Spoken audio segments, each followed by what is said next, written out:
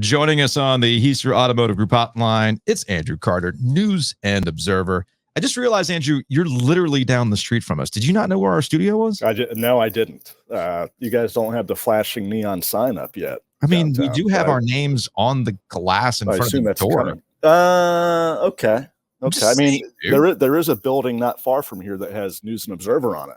I think still. It does. We're right across the street from it. Yes.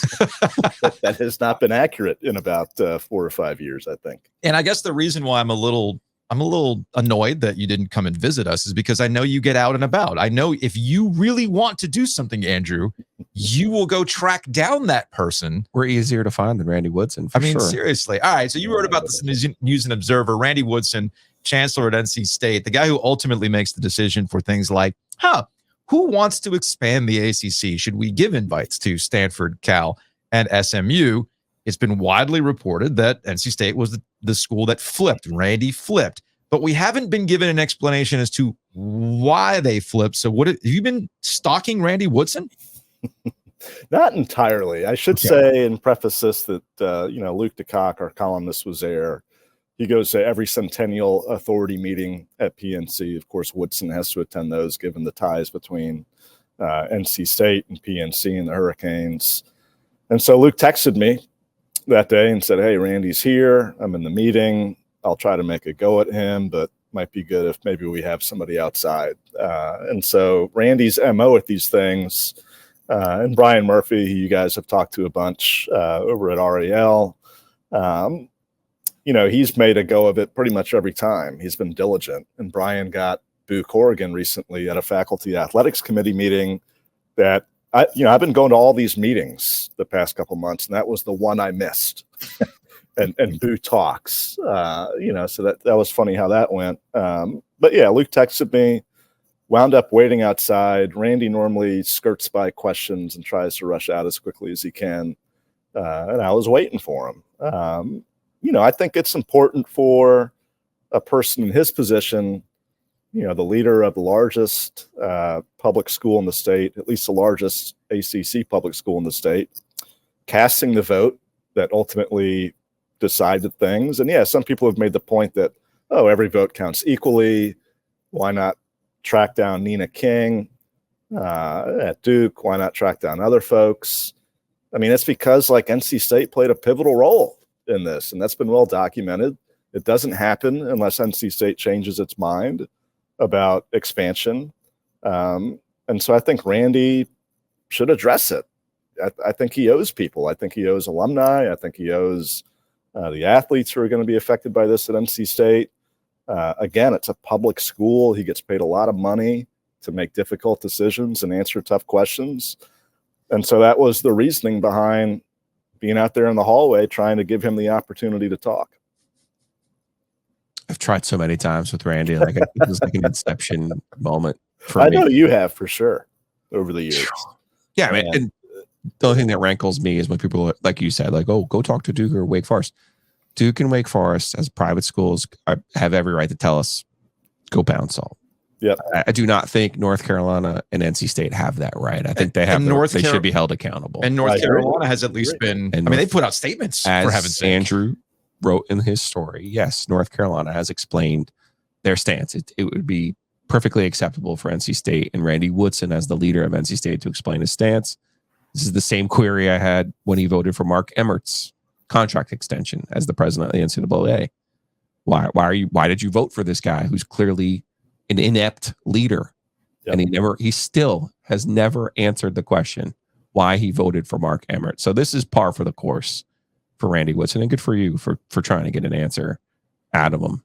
And it makes me, I'm sure it's not like some huge nefarious behind the scenes plot. Maybe it is. Insert evil laugh here.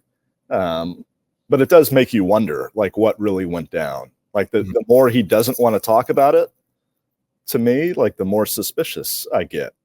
The more it's what are you hiding? And I think that's sort of a natural reaction. Let me put it like this then, because typically, and I'll go back to our conversations with Holden Thorpe, former chancellor at North Carolina. These guys there's a lot on their plate. Sure. All right. And typically they are the ones who are presented with the information, and then ultimately they're going to make the decision. And I feel like in these situations, and maybe it's an NC State problem for whatever reason, and I don't know, maybe it's because NC State, well, shout out to the technician, Andrew, and Student Media Authority, it's not like NC State has an entire school that, teaches this kind of stuff. And I feel like NC State's problems would ultimately be resolved if they just had somebody who was in the room telling them, hey, here's how we should message these things. Maybe Randy Woodson doesn't. There is someone telling them that. They're telling them to shut up. Right. But that's not. That's their strategy. But the strategy should have a little bit more finesse is what I'm getting at, because there's other places that can tell you, yeah, no, we're not talking, with a little bit more finesse. We've all been doing this long enough to know when we've been told to go kick rocks, but in a much more polite, bless your heart sort of way, not an antagonistic, like, well, I'm not talking. Well, you're only making it look worse in the grand scheme of things when you go about it this way. Maybe I'm off base, Andrew, but I feel like if Randy Woodson gave you a much more polished PR answer, you would not be so intrigued as to why he's not answering. Probably. Yeah. I think the way you say things sometimes counts, maybe not as much as what you're saying, but it counts to a large degree. And certainly I think it was a clumsy, poor moment from him. Mm-hmm. Like you expect more from a guy in his position than just sort of clamming up. And no, even better. He gave you my favorite answer. The ACC will provide. They're supposed to be the ones providing the talking points.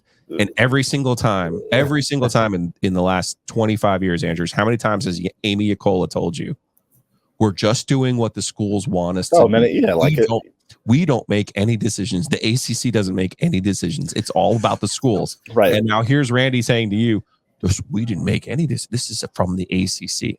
It's ludicrous. And you go in these circles, and I called Amy, and Amy and I had like a long talk about this. And obviously the ACC provided these schools these talking points.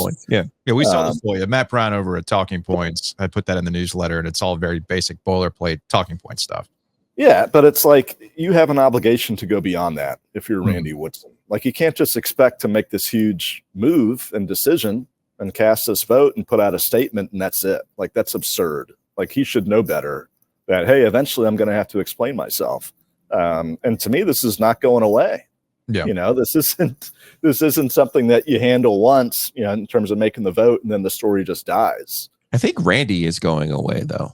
He has either made it public or semi-public or soft opening public that he's retiring within the next 2 years. Mm-hmm. Well, maybe that's part of it. Maybe he's I like, think you know that's what? part of it too. Which then gets to our final point here. Maybe within the year. I'm not sure. He has had a public timetable of when, because remember when he gave a bunch of money to the school? Yeah. He had said that in there was like a timetable of when he was actually going to retire from the position. Like I think he even said, like, I will have been there 10 years and I'll do all the work that I've done. And it's time to hand it off to a new leadership. And I think he is at the end of his period, not like in a controversial or bad way. Just like, he's saying, this is the end for me. This is the decision. I'll let somebody else handle it. Maybe that's the way he's thinking of it. I'm not sure. And Andrew, we'll close on this. Won't we get the final answer as to why this happened if NC State gets voted into the AAU, the American, or the whatever, the American Association of Universities. I always forget what it's called. But this is that for guys like Randy Woodson, for chancellors, for academics, this is a big deal for universities. I get that sports for us is a bigger deal, but for guys like Randy Woodson and where NC State wants to go and growing as a university, that is somewhere they want to go. That's huge for a research institution. And again, this gets into speculation, but when we don't get any answers, all we're left with is to speculate. That wouldn't it make sense you flip if you get assurances from AAU members like Cal and Stanford that, we got your back. And when NC State may or may not get into the AAU, maybe that's when we finally get our answer. They let Arizona State into the AAU. Right. If you look at some of these schools that are in the AAU, it's becoming less of a select club, if you will. Arizona State's like the porn capital of college universities. Come on, man. They're not known for anything else. And why is Mark Godfrey coaching? You can say that. I can't say that as a member of the NNO. you guys just get loose now. That's right. We could do what? Well, we got loose before, Andrew. Let's be real. Come on. But yeah, I think that makes sense. But I think there could be some other aspects to this in terms of I think it's just association. I think it's just a short term. Hey, there's a little bit more money involved for us. That helps us. Like, I don't think you keep saying this AAU thing. I think there's something to it. Who cares? You don't care, Joe. But you don't care about it. Presidents do care. I get that you don't care about it, but these guys do, man. Just like I care about certain things. If they cared about it, they would have tried to have done it before now. Well, you don't think they have been? I don't know what they do. They don't tell you what they do. Well, there is that too. All right, Andrew, we know you got to go, man. All right, guys. You got some field hockey breakdowns to do. I'm very excited about that. So we'll talk to you later, man. All right, man. We'll see y'all. Next topic, please.